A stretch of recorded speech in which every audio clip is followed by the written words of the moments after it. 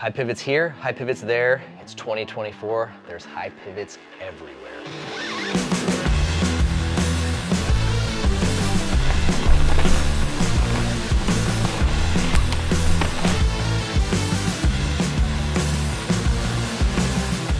Welcome everybody. Norco has just released two brand new bikes, the updated Sight and the Optic, and it is apparently the high pivot era. 125 millimeters of rear wheel travel, and we're talking about high pivot suspension. So it looks like the technology for now is here to stay.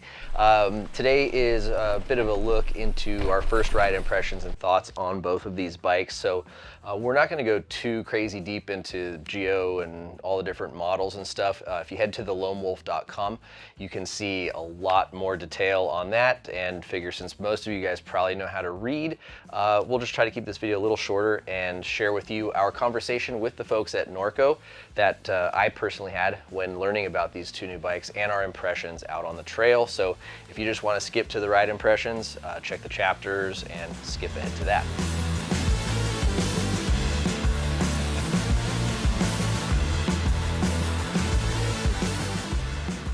Moving into kind of the conversation I had with Norco, engineers, product managers, etc.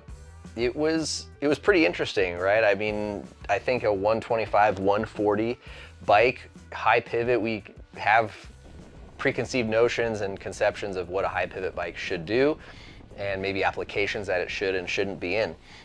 And I think, you know, range, the Norco range, their downhill bike, some of the other stuff out there, it makes sense to have some of those benefits of a high pivot bike, because we also have come to realize that, you know, high pivot bikes, like every other suspension platform out there, have drawbacks and downsides. So what was neat was to learn about Norco's testing, the development, the partnerships that they created in effort to make a high pivot bike not quite so negative in some of the attributes that you would want specifically out of a 125 mil rear travel bike, right? Moving into the Sight, you've got, you know, a 160, 150 bike, so more towards the descending minded rider. I think riders that are more towards that downhill performance are willing to accept some of the drawbacks of pedaling efficiency loss, etc., in favor of a better performing downhill bike. So I think in this realm, the pedaling riders are going to be a little bit more discerning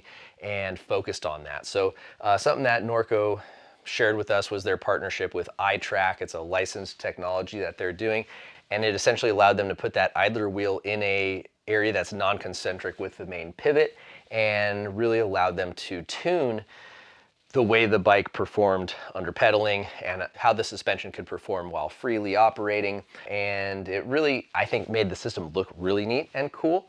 Our long-term test, we'll have to see how the cleaning and like mud and dirt ingress will be, but nevertheless, it's really cool looking. I think it sort of simplifies the system, makes it look a little cleaner, but it allowed them to make the bike pedal a bit better than some other high pivots, and fine tune each travel range of bike in their high pivot line. Norco is calling the new platform the VPS HP, or Virtual Pivot System High Pivot. And essentially it is still in many ways a horsed link suspension design with just a little bit higher placed pivot. However, they work to make that rearward axle path not quite as extreme as on more downhill focused bikes, and they said that they believe they found a nice middle ground for wheel path so that it is a bit more intuitive and there's less of a learning curve when it comes to how the bike performs. If you remember our review of the Norco range a year or so ago, we felt that the bike had some definite strengths. However, there were some weaknesses that kind of made it a deal breaker, at least for us, right? I know there's people that love it and it performs great for, but for us, there were some deal breaking characteristics that were kind of representative of high pivot bikes, namely that lengthening rear end. And while that can work for some riders in some scenarios, it didn't really work for us. And what we're seeing is that some brands are going to a mid-high pivot. They're also tuning how far back that rear wheel goes before it starts to curve, you know, up and forward. And these bikes both have different paths. So I believe on the Norco range, it has 25 millimeters of rear curve or travel before starting to make that arc. The Norco Sight is 12 millimeters and the Optic is 10 millimeters, and that doesn't happen, that 10 millimeters, until about, I think, 25-30%-ish of the way through the travel. And basically what that means is a very different ride experience, and you don't have kind of like that weird learning period where like you're pressing into a corner and like the bike lengthens, or you're trying to pop, or like I should say pump into a little compression to pop off like a small feature, and the bike just kind of does this weird lengthening thing and puts you a little off balance. So that was something we'll get into more in the ride impression notes, but it was something that we were really happy to see as fans who are not, you know, absolute believers of really radically high pivot bikes. So moving into a little bit more of our conversation, you know, something that we kind of asked them about, right, with Optic and Sight, and what we thought was a pretty radical departure from what we expected of those bikes, especially the Optic, right? It seemed like for so many people, even one of our own testers, Nick, has owned a couple of the last generation Optics and loves them. He's definitely a pedal focused guy, likes to put in a lot of big miles. Even Max, you know, our in-house guy here, really likes to pedal a lot, and he put in some miles on this bike, and they were all impressed with the efficiency and how it pedaled, but noted that the increased stability, comfort, predictability, and confidence going downhill was definitely there. So, you know, what Norco told us is that, like, at the time these bikes came out, they were really awesome, but things have changed a lot. They've learned a lot. The bike industry has learned a lot, and riders have learned and experienced a lot, and they want more as well. So, you know, one of the things I asked him was like, where would you have rated the Optic, right? Was it a 50-50 bike, 50% uphill, 50% down, 60-40, you know, where did it sit? And did that change with the new generation? And they said, you know, that was a really tough question to think about, because the intended user, rider, and attitude of the bike did not change. They just believe that they made it more capable as the next evolution of bike technology and design has changed. So I thought that was pretty cool, because, you know, in my head I was like, oh, they took this from a 50-50 to a 60-40 or even a 70-30 type bike, but they still believe it's kind of where the Optic has always been, just a little bit more capable. And same goes for the Sight. And I think the proof is in the pudding, so to speak, right? Like we definitely don't have enough miles on this to fully, you know, vouch for them and say that they're the best bikes we've ridden, but the initial miles have been impressive, and we're not seeing a lot of the drawbacks of high pivot bikes yet. So getting into some of the features and commonalities of the bike, they'll both have frame sets available. They will both be available in carbon or aluminum. They come in either mullet or 29-inch wheel platforms, and they've got, they shipped us these links here. So this is the lower shock mount and your link. So if you want to change the bike from 29 to 27.5, simply swap that out, put your smaller wheel on, and you've got two pretty different feeling bikes. Moving on to some of the other changes in the bike, the sizing structure has changed. They have left what they referred to as t-shirt sizing and gone to a number sizing system, so 1 through 5. And essentially what that means is, one, they added one more size range to the bike, and also are allowing riders to kind of dive more into their thought process, right? Part of the reason they went with that, they said, is you know, people have thought, I've ridden a large for the last 10 years, so I still ride a large, even though larges have changed, right? A large from 10 years ago and today, even 5 years ago and today, are very, very different. So they thought if they just kept on with that naming system, people might mistakenly buy the wrong bike or feel unnecessarily torn because they're going down a size from what they've normally ridden. And I think that was a pretty cool thing, to be honest, because, you know, at 5'11", I have ridden a large for a really long time, and I have started riding more mediums lately just because I like a 475 to 485 millimeter reach, and I'm finding that larges now are like 485, 490, 495, and they just don't offer the ride that I enjoy or want out of a bike. So yeah, it's cool. Check out the number system. We got size 4 bikes, which was interesting, but a little too big for us. We were hoping to get size 3, and I think Norco's working on getting us some size 3 bikes here for the long-term review. So hopefully we can do that, because I think the length on the size 4 was just a little too long for me in certain applications, and I didn't like it. Max is about an inch taller than me, and he spent more time on the Optic and liked it, but I don't think any of our crew would be bummed. We, as a whole, tend to like kind of shorter bikes for just a little bit more playful and agile nature. So with that out of the way, let's bring in Max and talk a little bit about the riding performance and how these did on the trail.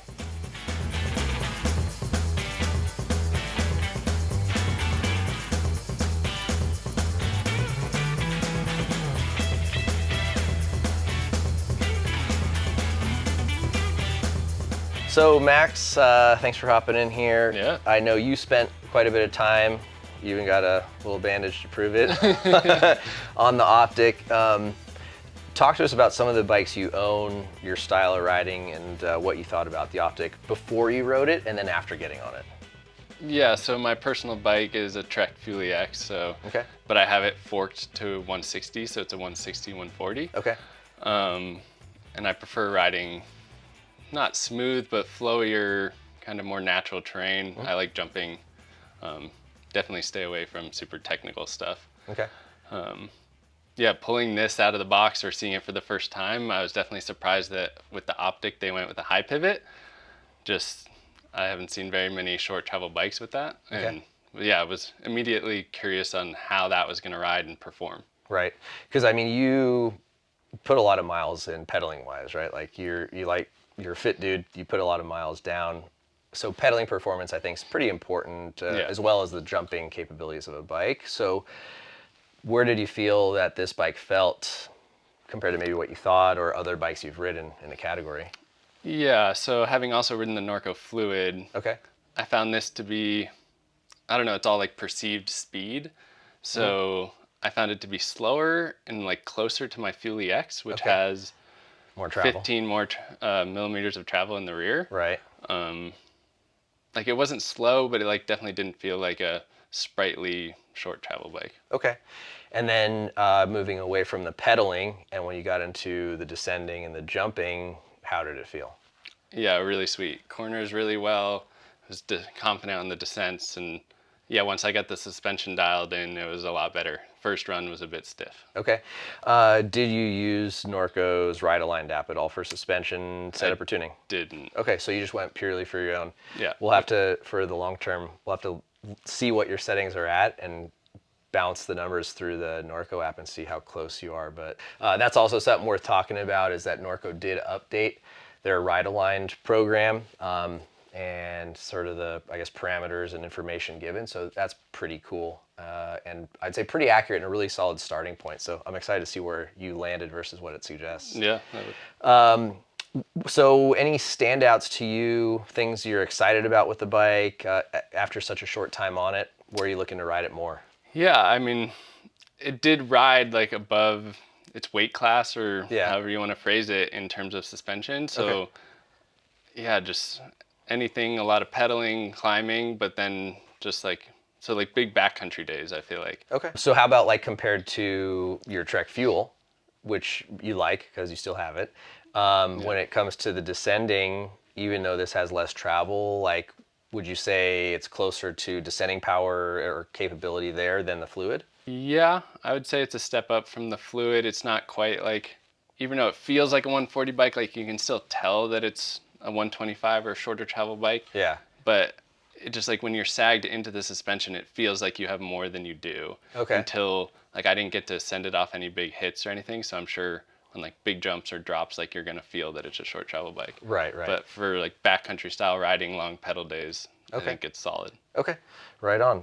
Anything that like stood out as being a really cool feature, something you like, something like, I mean, cable routing, obviously it doesn't have headset cable routing, which a lot of people really don't like these days, and I'm happy to see this, but yeah, anything that stood out to you as far as like fit, finish, creature comforts? I just think the whole spec was cool. Okay. I like the DoD bars. The death grip grips are sweet. Okay. Could have gone for a more powerful brake. Okay. Like I definitely felt on the descent that I rode that I wasn't slowing down quite as fast as I would have wanted. Okay. But Okay. Well, that's saying something because you're what, like 140 pounds or something? yeah, 150. So, okay. Moving on to the Sight, I will talk a little bit about my impressions. I was actually pretty surprised on how that bike climbed and performed.